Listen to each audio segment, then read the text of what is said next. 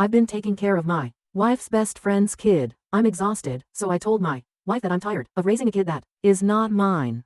Am I the A? I, 31 male, am married to my wife Amber, 30 female, and we have a daughter, Emma, 7 female. The problem is my wife's best friend Jennifer has a daughter named Harper, 7 female. Harper's dad is a lazy sack of crap and refuses to do anything with his daughter. He is the type of guy that brags about how he never changed a diaper. To elaborate, Harper's dad epitomizes the worst kind of uninvolved parenting. While most fathers would cherish the opportunity to bond with their children, he prides himself on his detachment. His lack of participation isn't limited to diaper changes. It extends to every aspect of Harper's upbringing. He doesn't attend her school events, help with homework, or show any interest in her hobbies. His weekends are spent drinking and watching sports, completely ignoring Harper's need for a father figure. Jennifer, despite her best efforts, struggles to fill the void left by Harper's dad. She juggles work, household responsibilities, and trying to be both mother and father to Harper. The emotional and financial burden is immense, and it's clear that Jennifer is often exhausted and overwhelmed.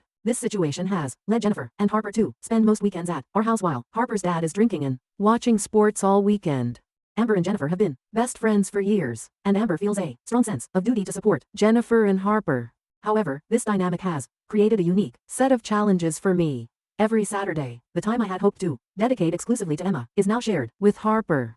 It's not that I don't care for Harper, but the situation feels unfair, especially when Harper's own father should be stepping up. My frustration boils over when I think about how Harper's dad's neglect impacts not only Jennifer and Harper, but also my family. It's disheartening to see such a blatant disregard for parental responsibilities. His behavior isn't just lazy, it's irresponsible and selfish. He seems content to let others pick up his slack, while he remains in his bubble of indifference. The resentment builds as I find myself taking on roles that Harper's dad should fulfill, whether it's teaching the girls to ride bikes, taking them to dance class, or simply being a present and attentive father figure. These responsibilities weigh heavily on me. It's not Harper's fault, and I know that, but the constant intrusion on my father-daughter time with Emma leaves me feeling increasingly resentful. What's worse is that Harper's dad's attitude hasn't changed, despite numerous opportunities. He remains steadfast in his neglect, leaving Jennifer and Harper to fend for themselves. This ongoing neglect not only well-being but also places an undue burden on Jennifer, who is left to shoulder the parental responsibilities alone. It's a cycle of frustration and disappointment that affects everyone involved. In conclusion, while my wife and I strive to support Jennifer and Harper, the situation with Harper's dad remains a significant source of tension. His failure to be a responsible parent impacts not only his own family, but also ours, as we find ourselves compensating for his shortcomings. Mother's Day was the last straw. That Saturday morning I took both Emma and Harper to their dance class. Amber and I pay for both girls' classes because Harper's dad, the deadbeat, won't contribute a cent. This has always been a sore point for me, but I've tolerated it for the sake of peace. However, this Mother's Day pushed me over the edge. After dance class, Emma asked if we could stop to get something for her mom for Mother's Day. I agreed, wanting to make the day special for Amber. But as soon as Harper heard this, she asked if we could also get something for her mom, Jennifer. Instantly, a wave of frustration washed over me. Why was it falling on me to buy a Mother's Day gift for someone else's wife? That's her dad's responsibility, not mine. As we drove home, I couldn't shake off the anger bubbling inside me. Here I was, trying to do something nice for Amber, and it turned into another chore imposed by Harper's dad's neglect. I couldn't help but think about all the times I've had to step in for him. Whether it's dance class, fees, or buying Mother's Day gifts, his absence is constantly felt. It's not just about the money, it's about the principle. This man is shirking his duties, and I'm left picking up the pieces. A few days later, after Mother's Day had passed, I decided it was time to speak up. I didn't want to ruin the holiday for Amber, so I waited until the right moment. When I finally broached the subject with her, I tried to be as calm and rational as possible. I told her that I was tired of raising Harper, and that her real father needed to step up. I expressed how it was taking away precious time I wanted to spend with Emma. It's not that I don't care about Harper, but the constant burden was becoming too much.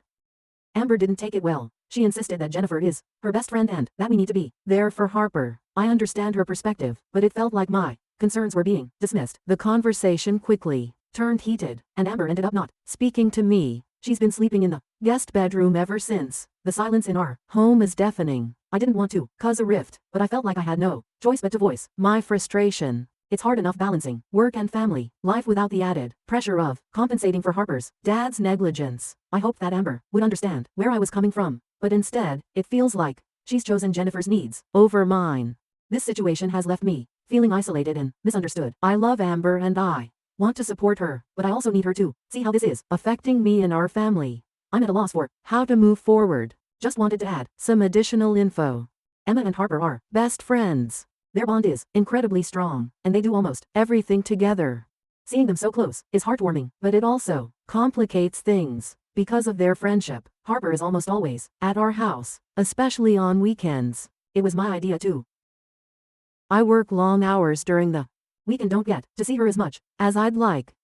Saturdays were supposed to be our special time together, a chance for me to reconnect with my daughter and create lasting memories. I also wanted to give Amber a bit of a break, some time for herself to relax and recharge. However, this plan often gets overshadowed by the presence of Harper. We pay for both girls' activities because Jennifer's husband, the deadbeat, to pay for dance class. Jennifer can't afford to pay by herself, so we cover the costs for Harper as well.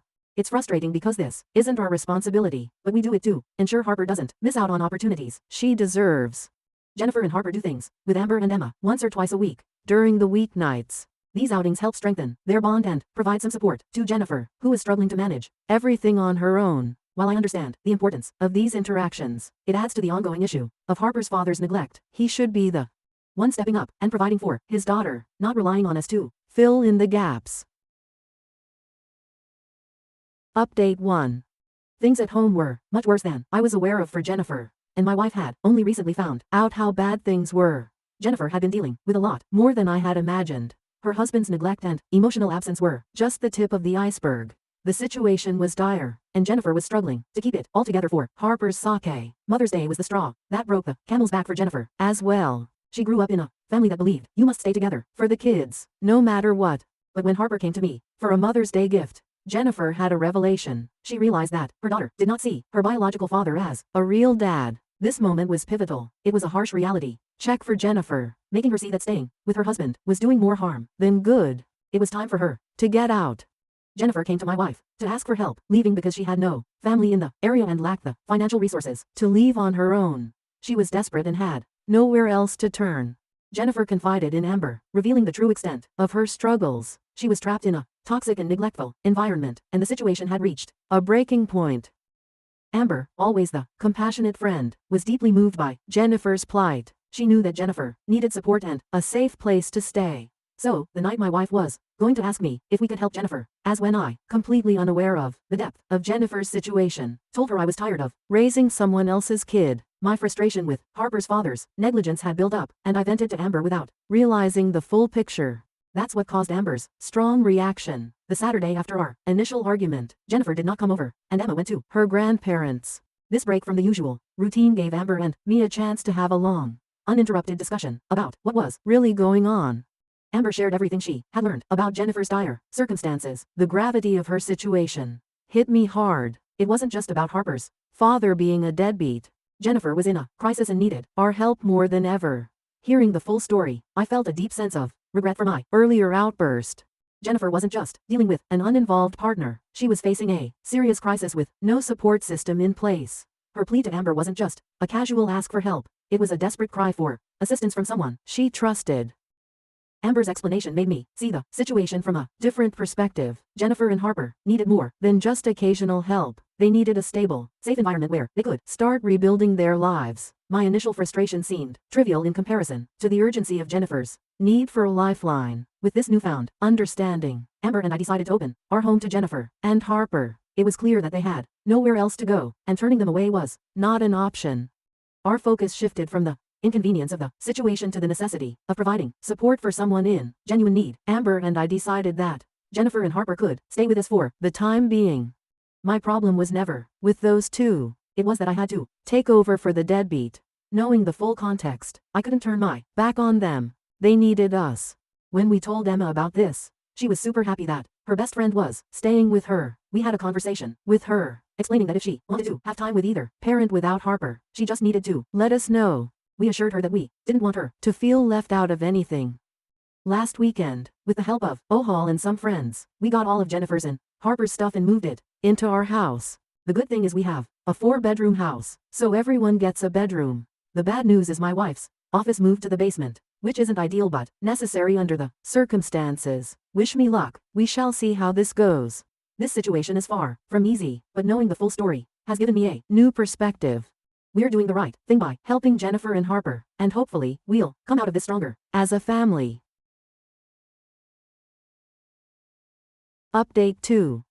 Jen and Harper are still living with us. As I mentioned before, Jen did not make that much money. She worked as a phlebotomist for our local health network, which didn't pay well enough to support herself and Harper independently. Despite her dedication and hard work, the financial strain was a constant burden. The good news is that with the current nursing shortage, the health network introduced a program that pays for employees to go to nursing school. This opportunity was a lifeline for Jen. She was able to start the program at the end of August. It was a significant step forward for her, offering a chance to improve her financial situation and secure a better future for herself and Harper. However, the program came with its own set of challenges. It's an 18-month intensive course, and participants are only allowed to work 20 hours a week while enrolled. This meant that Jen's already tight finances would be stretched even thinner during this period. She would need to juggle studying, limited work hours, and caring for Harper, all while living with us.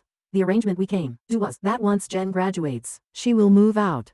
This plan gave her a clear goal to work towards and provided a timeline for us as well. It's a challenging path, but the end result would be worth it. Jen's graduation is expected to be next May, which feels both far away and just around the corner. In the meantime, our household dynamics have to adapt to accommodate Jen's rigorous schedule. She spends most of her time either studying or working her reduced hours. It's a demanding routine, but she's incredibly determined and focused on making it through the program.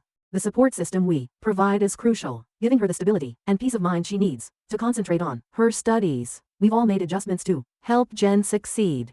Amber and I take on additional responsibilities to ensure that Harper's needs are met and that Jen has the space and time to study.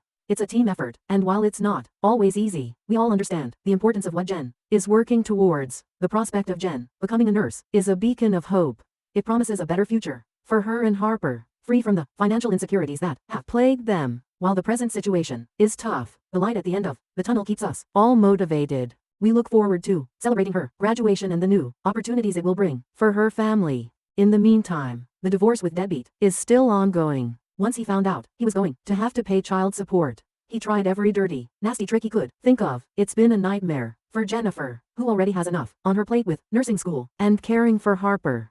Deadbeat's tactics have ranged from delaying court proceedings to making false accusations against Jennifer. He's done everything he can to avoid his financial responsibilities, dragging out the process as long as possible. Each new trick he pulls seems designed to make Jennifer's life more difficult and stressful. For example, he's constantly failing to show up for court dates, forcing them to be rescheduled and prolonging the whole ordeal.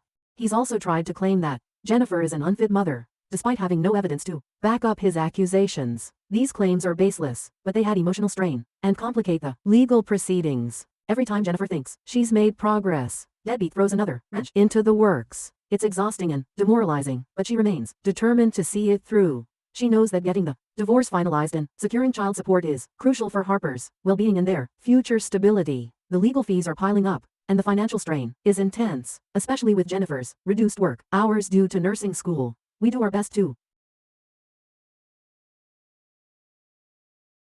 not knowing when the divorce will be finalized adds. Jennifer remains resolute. She's focused on her goals: completing nursing school, securing a stable income, a better life for Harper. It's a difficult road. We're here to help her navigate the twists and turns of this prolonged and bitter divorce battle. It's a frustrating situation for all of us. The sooner the divorce is finalized, the sooner Jennifer and Harper can move forward without the shadow of Deadbeat looming over them. My wife is doing good. She is happy she is helping her best friend. However, having 5 people in the house is having 3. Since she works from home, the pre- and post-school work often falls on her. Amber remains making this arrangement work for everyone. Emma and Harper are still best friends, and shockingly, Harper is doing this environment than before. The stability and support she receives here have had a noticeable positive. They don't do everything, which has allowed both girls to explore their individual interests. Harper quit dance class, but she started, which she really enjoys. I think knowing that she will get fatherly attention no matter what she is doing has given her some freedom to pursue other interests. It's heartwarming to see her confidence activities that she loves turned into my Lego buddy. Emma never had any interest in Legos. This has become a special. Building Legos not only provides a fun pastime, but also gives been missing. It's rewarding to see her enthusiasm and creativity flourish through our Lego projects. Amber and I work hard to balance our responsibilities and ensure that both Emma and Harper feel our household have certainly changed. We're adapting and finding new ways to connect and spend quality time together. But seeing the positive impact on Harper and the strong friendship between it all worthwhile. Our daddy-daughter dates on the weekend. I still take her. Both exciting and a little intimidating. I don't know if I should be proud or scared that she could defeat me in a sword fight one day. Her develop new skills and interests, and our time. And cherished. A year later, I think I am doing better. Having a plan with a timetable for Jen and Harper has relieved a lot of stress from my life. End goal in sight helps me manage the day-to-day challenges more effectively. The fact that I also don't have to. A significant relief. His absence from our lives has removed a source of constant tension and frustration. I also try to take a few hours a month for myself to do my hobbies. These moments of me time are crucial for my mental well-being. Recharge. Whether it's working on a personal. These breaks are essential in maintaining my balance. The bad part is I had thought that I was done with the portion of my life where I had roommates. Adjusting to having more people in the house has been challenging. While we all get along and support each other, the lack of privacy and the constant activity can be overwhelming at times. It will be a relief when Jen either gets her nursing job and or secures child support, so that Amber and I can stop footing the bill for so much. There have been many joyful moments, watching Harper flourish in a supportive environment, seeing Emma and Harper's friendship grow, and even building Lego sets together. These small moments of happiness are precious.